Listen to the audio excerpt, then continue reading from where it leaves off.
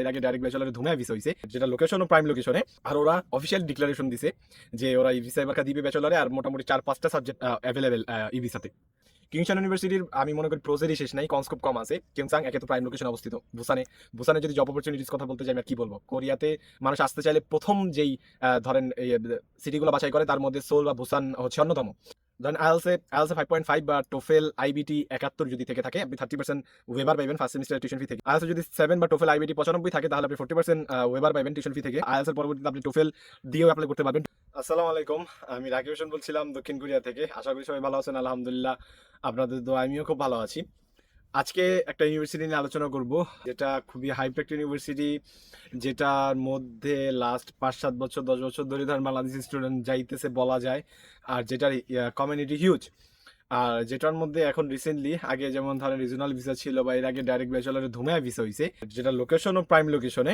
আর ওরা official declaration দিছে যে ওরা এই ভিসা এবার দিবে ব্যাচেলরে, আর মোটামুটি 4-5টা সাবজেক্ট অ্যাভেলেবেল এই ভিসাতে।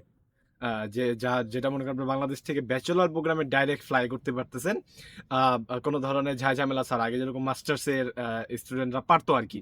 সো ইউনিভার্সিটিটা হচ্ছে কিয়ংসাং ইউনিভার্সিটি, আর ওটার মধ্যে কি কি সাবজেক্ট অ্যাভেলেবেল আছে, কিরকম টিউশন ফি, কেমন স্কলারশিপ, প্রোসগুলো কি, কনসগুলো কি, মোটামুটি ওভারঅল একটা ধারণা দেওয়ার চেষ্টা করব আজকের এই ভিডিওতে কিয়ংসাং ইউনিভার্সিটির ব্যাচেলর ই ভিসা প্রোগ্রাম নিয়ে। সো নো ফার্দার দিলে let's jump to the main video. আমি যদি বলি কিয়ংসাং ইউনিভার্সিটির ব্যাচেলারে ই ভিসার অ্যাপ্লিকেশন ফি হচ্ছে 80,000 কোরিয়ান ওন। আর একটা সবচেয়ে বড় বিষয় হচ্ছে যে কিংসাং ইউনিভার্সিটির অ্যাপ্লিকেশন কিন্তু বর্তমানে চলতেছে, যেটা এই মাসের 25 তারিখ মতো, মানে আপনার এপ্রিলের 25 তারিখ মতো ডেডলাইন ফার্স্ট রাউন্ডের অ্যাপ্লিকেশন আর কি। পরের রাউন্ড ওরা চালু করবে কিনা এটা ওদের উপর ডিপেন্ড করতেছে। তো হাতেও সময় কম, সো আপনারা চাইলে সুযোগ নিতে পারেন। এবারেও যেহেতু সেপ্টেম্বর থেকে চালু করছে, সামনের ইনটেকগুলোতেও এই সুযোগটা থাকবে ব্যাচেলার ই ভিসার। যেহেতু এই ইউনিভার্সিটিতে রিজনাল ভিসা ছিল, আর ধরেন মাস্টার্সে ই ভিসাও সাকসেসফুলি ওরা দিয়ে আসতেছে।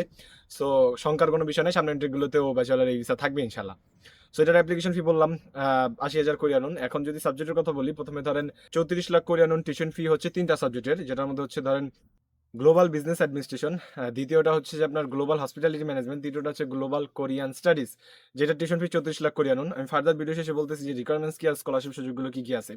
এ বাদে আর 2টা সাবজেক্ট হচ্ছে সায়েন্সের, যেটা হচ্ছে যে আপনার global mechanical engineering, global IT engineering, যেটা টিউশন ফি হচ্ছে 44,36,000 কোরিয়ান ওনের মতন। আমি যদি রিকোয়ারমেন্টসের কথা বলি, আপনার এসএসসি এইচএসসিতে 3.50 প্লাস থাকাটা সর্বোচ্চ উত্তম।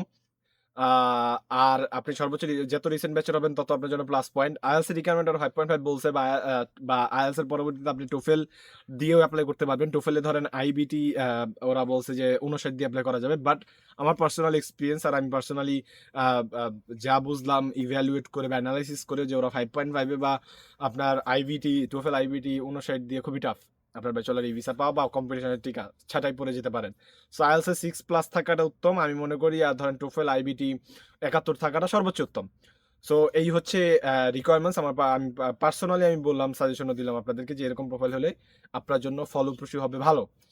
আর আমি যদি বলি যে স্কলারশিপের কথা, যে ওরা স্কলারশিপ কিরকম দিচ্ছে, ধরেন আইএলসে 5.5 বা টোফেল আইবিটি 71 যদি থেকে থাকে, আপনি 30% ওয়েবার পাইবেন ফার্স্ট সেমিস্টার টিউশন ফি থেকে। আইএলসে যদি 7 বা টোফেল আইবিটি 95 থাকে, তাহলে আপনি 40% ওয়েবার পাইবেন টিউশন ফি থেকে। আইএলসে যদি 7.5 বা 7.5 প্লাস বা টোফেল আইবিটি 104 প্লাস থাকে, তাহলে আপনি 50% ওয়েবার পাইবেন টিউশন ফি থেকে। সো আপনি আইএলসে 7 থাকলে আপনি ধরতে পারতেন যে আপনার টিউশন ফি কতটা কম দিয়ে যাওয়া লাগতেছে। এখন যদি আমি বলি যে কিয়ংসাং ইউনিভার্সিটির প্রোসগুলো কি, কিংশন ইউনিভার্সিটির আমি মনে করি প্রোজেরই শেষ নাই, কনস্কোপ কম আছে। কিংসাং একে তো প্রাইম লোকেশনে অবস্থিত বুসানে। বুসানে যদি জব অপরচুনিটিস কথা বলতে চাই, আমি আর কি বলবো, কোরিয়াতে মানুষ আসতে চাইলে প্রথম যেই ধরেন এই সিটিগুলো বাছাই করে তার মধ্যে সোল বা বুসান হচ্ছে অন্যতম। এরপরে অন্যান্য সিটি নিয়ে মানুষ চিন্তা করে। সো বুসানের মতন একটা এরিয়াতে প্রাইম লোকেশনে, যেখানে কমিউনিটি হিউজ, যেখানে আপনার ব্যাচেলর ই ভিসা দিচ্ছে, যেখানে টিউশন ফি তুলনামূলক লো, মানে এই সুযোগটা আপনি কেন লোফেন নেবেন না? সো এই প্রোজের মধ্যে এটা একটা পড়ে। আর কিয়ংসাং ইউনিভার্সিটির যেই এরিয়া, ওটা হচ্ছে ধরেন মানে আশেপাশে আরো কয়েকটা ইউনিভার্সিটি আছে, আর হিউজ ফরেনার, আর মোটামুটি foreigner friendly area, tourist place. আর আপনার ল্যাঙ্গুয়েজ জানা থাকলে মনে করি যে আপনি সর্বোচ্চ সুবিধাটা পাবেন। আর আরেকটা বিষয় বলি, ধরেন আপনি পৃথিবীর যেই দেশ নিয়ে যান, যেই সিটি নিয়ে যান, সর্বপ্রথম যে শব্দটা শুনবেন যখন আপনি বাইরে যাওয়া নিয়ে আগাবেন, যে job crisis. So job crisis বাংলাদেশে আছে, বাইরে আছে, সবখানেই আছে। সো আপনার নিজেকেই ওই স্পেসটা বের করে নিতে হয় নিজের জন্য। সো এই জিনিসটা মাথায় রেখেই আগানো উচিত, ভালোভাবে ইভ্যালুয়েট করে। সো আমি পার্সোনালি মনে করি যে কিংসাং ইউনিভার্সিটির ব্যাচেলার এই প্রোগ্রামটা আপনাদের জন্য একটা বেস্ট চয়েস হতে পারে কোরিয়াতে এন্ট্রি করা ডাইরেক্ট। ইভেন দো যারা ডি4 আসে তারা ডি4 থেকে কিংসাং এ ভর্তি হওয়ার অনেকে সুযোগ খোঁজে। সো কিংসাং অনেক হাই রেটেড ইউনিভার্সিটি। কিংসাং ওভারঅল সবকিছু ভালো। কিংসাং এর পরের সেমিস্টারগুলোতে স্কলারশিপ সিস্টেম ভালো, আপনার ফার্স্ট সেমিস্টারের রেজাল্ট দিয়ে পরের সেমিস্টার স্কলারশিপ পাওয়া যায়।